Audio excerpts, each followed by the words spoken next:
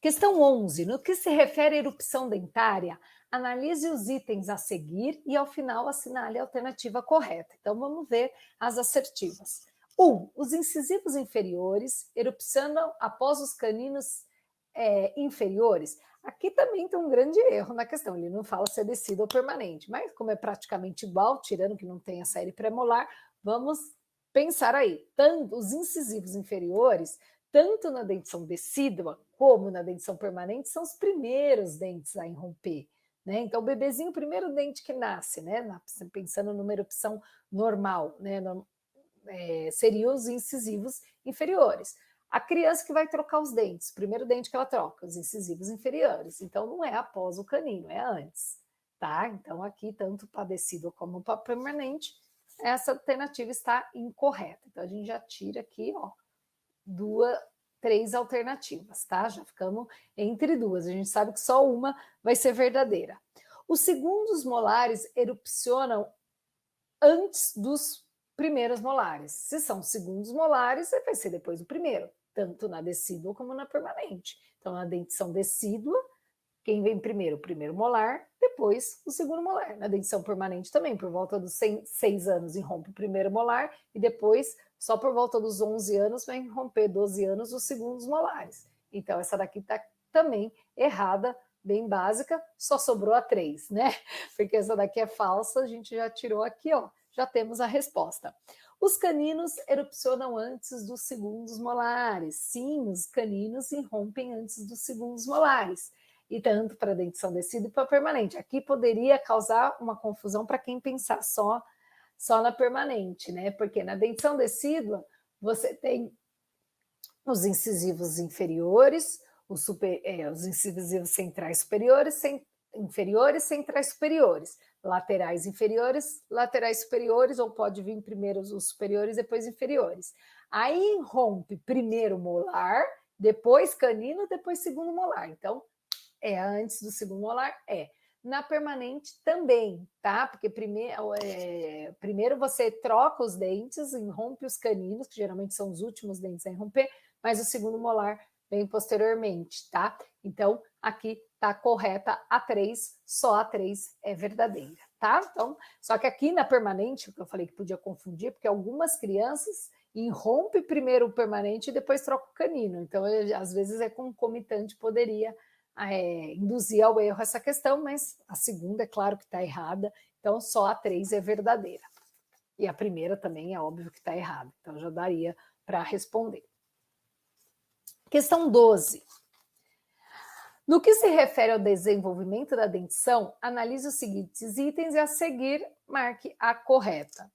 1. A dentição permanente é comumente chamada de dente de leite. Gente, até meu filho de 6 anos responderia essa questão, né? Pelo amor de Deus, a permanente, a decídua é conhecida como dente de leite porque o dente tem a cor de leite, né? Ele é mais branquinho.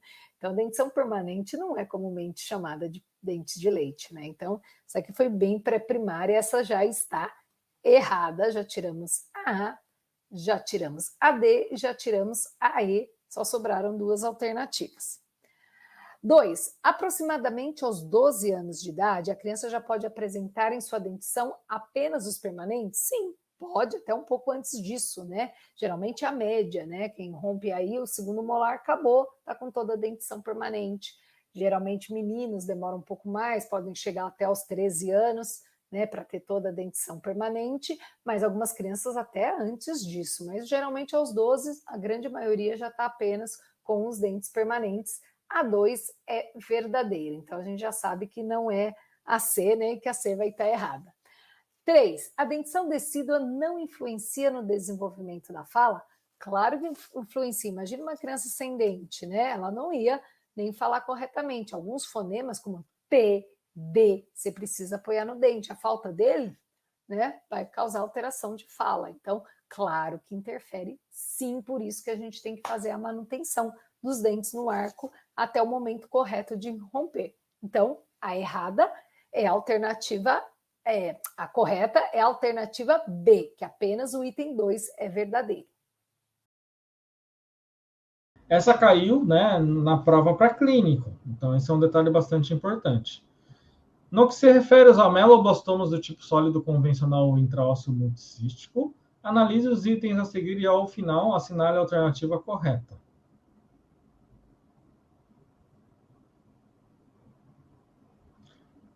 Afirmativa 1. Raramente são assintomáticos? Na verdade, essa parte está errada. Por quê? Normalmente são assintomáticos. Dificilmente elas têm sintomatologia, as lesões de ameloblastoma sólido convencional. Por quê? Porque para ter sintomatologia tem que ter uma infecção secundária para promover um quadro doloroso. Se não acontecer essa infecção secundária, dificilmente, mesmo os ameloblastomas de tamanho grotesco, gigantes, eles normalmente não doem. Então, só vai doer normalmente quando tem uma infecção secundária. Então, na grande maioria dos casos, são assintomáticos. Raramente são sintomáticos, tá? Então, é raro os casos sintomáticos. A parte segunda está certa, as lesões menores são detectadas ao exame radiográfico. Só dá para fazer pelo exame radiográfico, não tem outro jeito, né? Ah, tomografia, mesma coisa, né? Afirmativa 2. Nos tumores de crescimento de forma aguda, não há o envolvimento das raízes dos elementos dentários na região dentária envolvida. Sim, existe sim, né? Tanto nos, mas principalmente nesses tumores de crescimento de forma aguda. Acontece o envolvimento de raiz, pode acontecer reabsorção de raiz. Então, existe sim, né, o envolvimento da região dentária, tá? Pode deslocar o dente. Então, existe esse envolvimento. E a 3, a lesão pode crescer lentamente. Normalmente é o que acontece. A amelioração não é rápido que aparece. Quando a gente vê aquela lesão grande, ela veio já de forma lenta. É que como não dói, quem que vai procurar o atendimento, né? Acaba não procurando. Daí fala aqui, formando massas e atingindo proporções grotescas. E forma mesmo. Já vi ameloblastomas gigantes. Porque não dói, né? E aí o paciente acaba não procurando. E a dor e a parestesia são incomuns em tumores grandes. Aqui, de novo, só vai acontecer dor se o paciente, né, tiver o ameloblastoma infectado. Então, somente a afirmativa 3 está correta. Agora, mais uma questão de tumor odontogênico aqui, ó. No que se refere às lesões odontogênicas, analise os itens a seguir e, ao final, analise a alternativa correta. Vamos falar dessa primeira, porque eu não falei de cistos, mas é importante, né? O cisto dentígero forma-se associado à coroa de dentes incluso. Até aí tá certo, tá? Então lembrem-se, gente, cisto dentígero, ele está associado a coroas de dentes inclusos, tá? Então, cisto dentígero, sim, está associado à coroa de dentes inclusos. Qual o dente incluso que a gente mais encontra? Terceiro molar, inferior. Então, é nessa região que a gente mais vai encontrar cisto dentígero. Agora, ele fala que apresenta imagem radiolúcida multilocular? Não! Na grande maioria dos cistos, eles apresentam imagem radiolúcida unilocular. Ah, Darcy, mas existem cistos que apresentem imagens multiloculares? Existe. Por exemplo, o queratocisto pode apresentar imagem multilocular, mas não é o padrão. O padrão, o normal, o geral de cistos é imagem radiolúcida unilocular. E cisto dentígero não vai formar imagem multilocular. Então, esse é um detalhe bastante importante. Se você vê um terceiro molar incluso que tem uma imagem multilocular, provavelmente essa lesão não é um cisto dentígero. Pode ser um amelo, pode ser um queratocisto, pode ser qualquer uma dessas lesões. 2. Mixomas odontogênicos são tumores mesenquimais. Tá certo aí, né, até aí. Que se manifestam como lesão radiolúcida, uni ou multilocular. Outro detalhe, toda lesão multilocular, lembrem-se disso, tá, gente? Isso é muito importante que você saiba. Toda lesão multilocular, ela pode ser unilocular. Toda.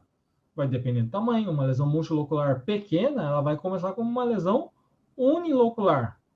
Então, esse é um detalhe bastante importante que você tem que guardar. Porque todo mundo pensa, ameloblastoma é sempre multilocular, mixoma também é sempre multilocular. Darcy falou que é degrau de escala, teia de aranha ou raquete de tênis. Mas toda lesão multilocular pode começar como uma lesão unilocular, que podem conter finas trabéculas de osso remanescente, por vezes arranjada em ângulo reto umas com as outras. Esse ângulo reto forma que tipo de padrão? Degrau de escada, teia de aranha ou raquete de tênis. Então, essa afirmativa 2 está correta. E a 3, o tumor odontogênico adenomatoide, conhecido como tumor de Pindborg, está errado, né? Por quê? O tumor de Pindborg é o tumor odontogênico epitelial calcificante. Então, lembrem que o tumor de Pindborg ele é um tumor que pode ter áreas radiopacas no seu interior. É uma lesão radiolúcida, podendo ter áreas radiopacas. Essa é a característica do tumor de Pindborg, que não é o tumor odontogênico adenomatoide, é o tumor odontogênico epitelial calcificante. Ele ocorre preferencialmente em pacientes jovens na região anterior da maxila, o adenomatoide, sim, tá? Só que o que está errado é que ele não é o tumor de Pindborg. Esse é um detalhe muito, muito importante, tá? O tumor de Pindborg é o tumor odontogênico epitelial calcificante. Qual a área anterior da maxila? A região de canino, principalmente. Geralmente canino incluso pode estar. Então, o tumor odontogênico adenomatoide, ele pode estar relacionado com o canino incluso. É uma região muito frequente de encontrar o tumor odontogênico adenomatoide. Então, aqui nessa questão, a alternativa correta é a afirmativa 2. Na oração, enquanto ele vivia a vida de um mortal bêbado e pagão.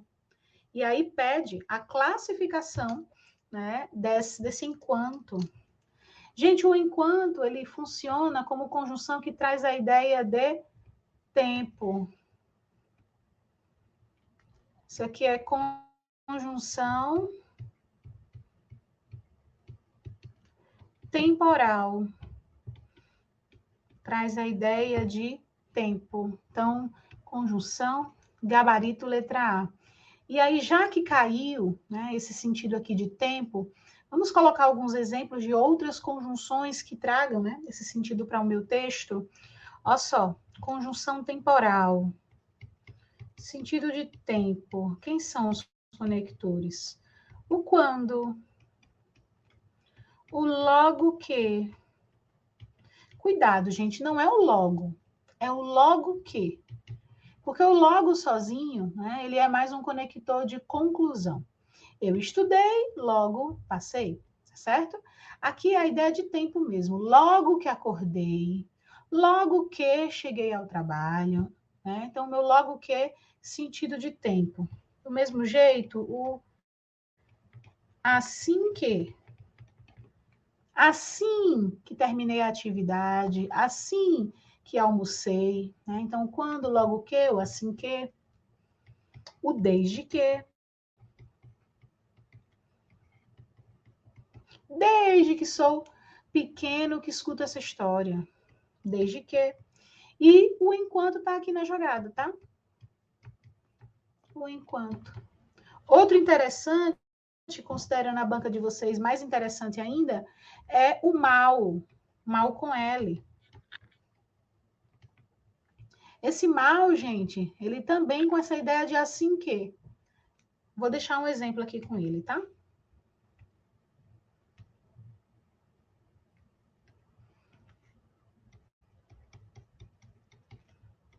Olha só.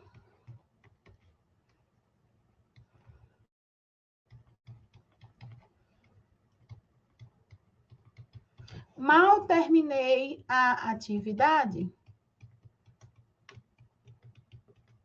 enviaram outra.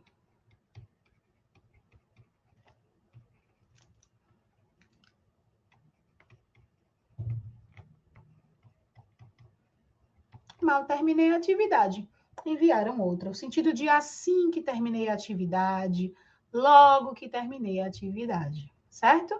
Então, questão 2, gabarito, letra A. Então, ó, quanto à superfície do implante, podemos afirmar que o tipo de superfície é muito importante para a ossa integração, Sim. O tratamento da superfície consiste em adicionar alguma característica que atrai as células formadoras de tecido ósseo para a superfície, fazendo com que o osso se deposite mais favoravelmente sobre o implante, melhorando a sua integração. Sim, as rugosidades são muito importantes para melhorar a integração e são criadas por multiplicação ou adição. Aí aqui tem uma pegadinha, né? Elas são criadas, aqui é pegadinha de matemática, né? A gente viu. Ou é subtração ou adição, né? E não multiplicação, ok? Então, qual é a alternativa correta? Então, somente 1 e 2 estão corretas. Alternativa D. Tá? Olha só como tem questãozinho de implante. Como se sabe, os pilares protéticos são dispositivos utilizados para fazer ligação entre o implante e a prótese, também são conhecidos como transmucoso, transferente, conectores, intermediários, conexões conectores, avulso, branco, côncavo, simétrico, assimétrico, perpendicular, transmucoso, transferidos e portáteis. Gente, né? Quem que é? Pilar, tá? Pilar, não é gengiva, é pilar. Intermediário, conexão, conectores. Tá bom? Pilar protético.